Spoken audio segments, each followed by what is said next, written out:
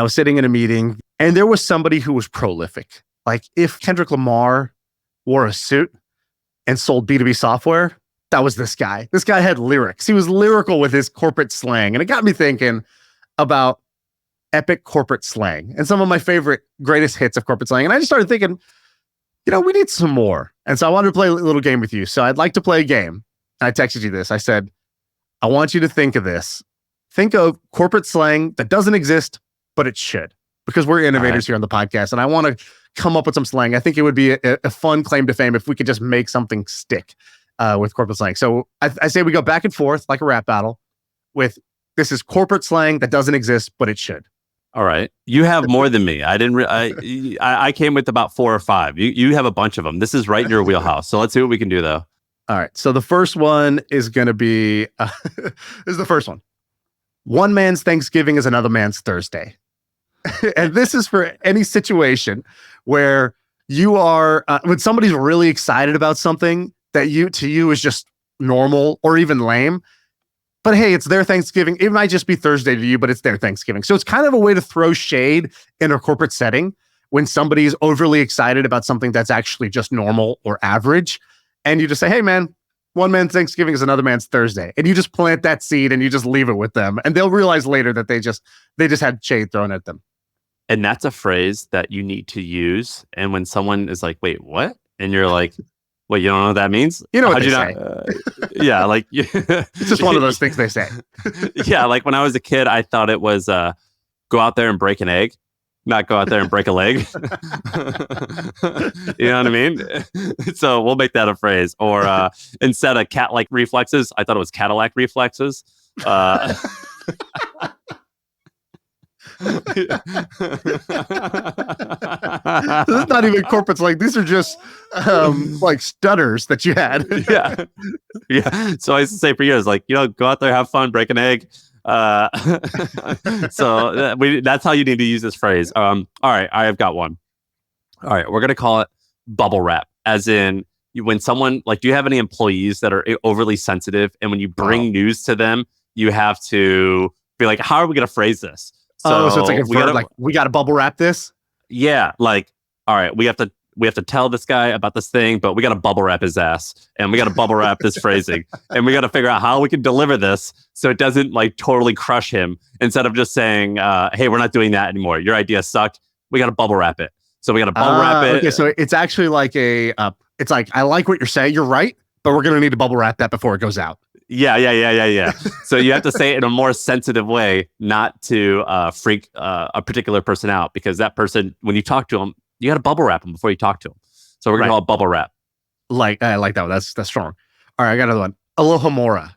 So making email intros sucks. I hate doing it. It's like, oh, can you introduce this person? I got to say, hey, Bob, meet Sean. He's this guy. He's this guy. I'm shortening it to one word. We're using the Harry Potter word Aloha mora for the spell that just is like unlocking doors. So that's what I'm going to do. I'm going to go to an email thread. I'm just going to say, Sam, Bob, Aloha mora, boys. Aloha mora, fellas. I've unlocked the doors here. Go on through. And that's it. I'm shortening it to one thing. But what's that word from? Harry Potter. It's the spell he uses to unlock any door. Oh my God. All right. That one's extra nerdy.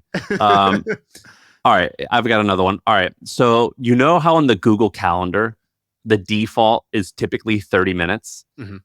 I hate that.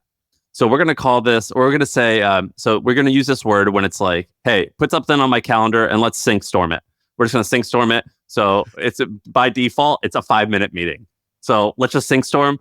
It's, people say like, let's sync up. And it's always either default 30 or 60 minutes. No, fuck that. We're going to sync storm this. And we're going to get done in just about 4 or 5 minutes. So, hey, just put something on my calendar, put a little sync storm on my calendar, and we're going to bang this out. I love it because the other person's going to have no idea what you mean by that, but it sounds like they're supposed to know.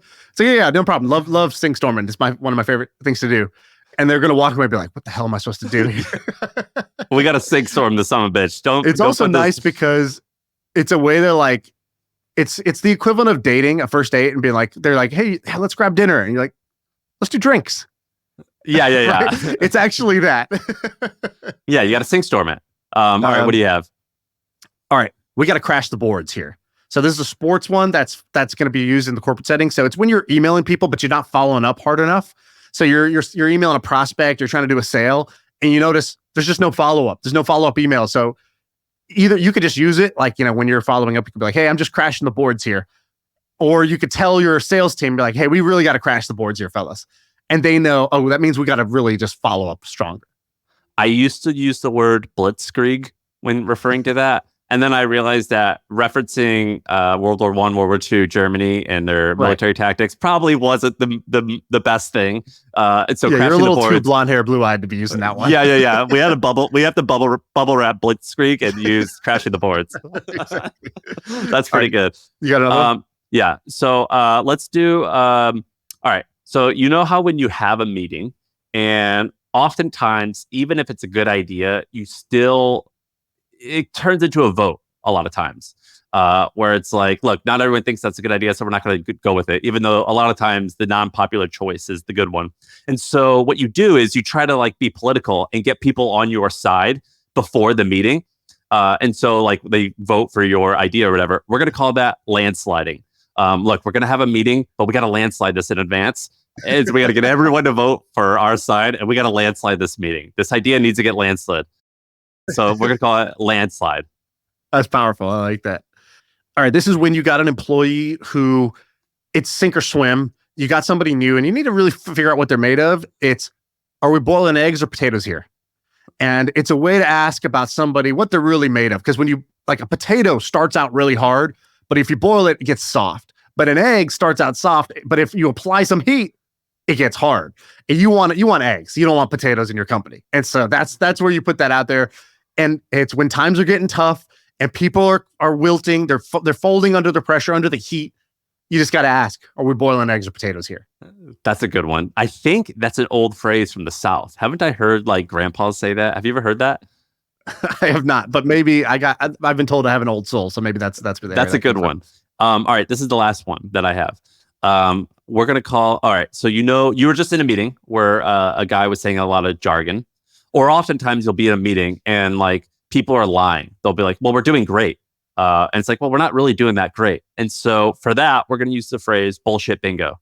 It's like, hey, are we having a meeting about what we're going to do? Or are we just playing bullshit bingo and winning right now? This meeting is just a game of bullshit bingo and we're killing it.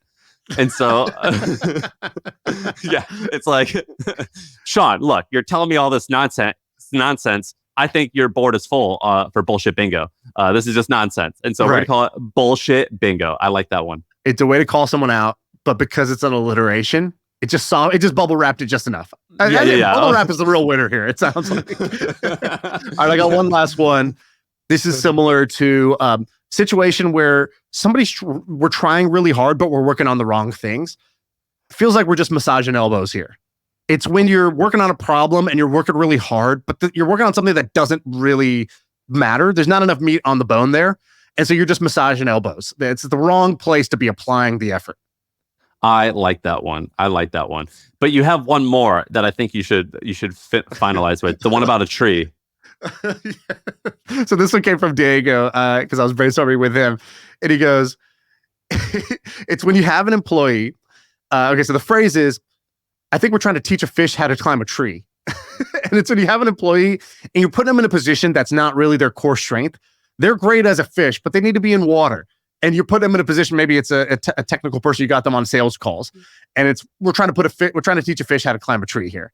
And you'd just be better off putting them in their natural environment and letting them succeed there than really just working against the laws of nature. Have you used any of these phrases yet? I'm going to start. This was a sink storm, and so now I'm ready to start. All right, if you like that clip, there's a full conversation with a lot more just like that. Just follow my finger. It is right here.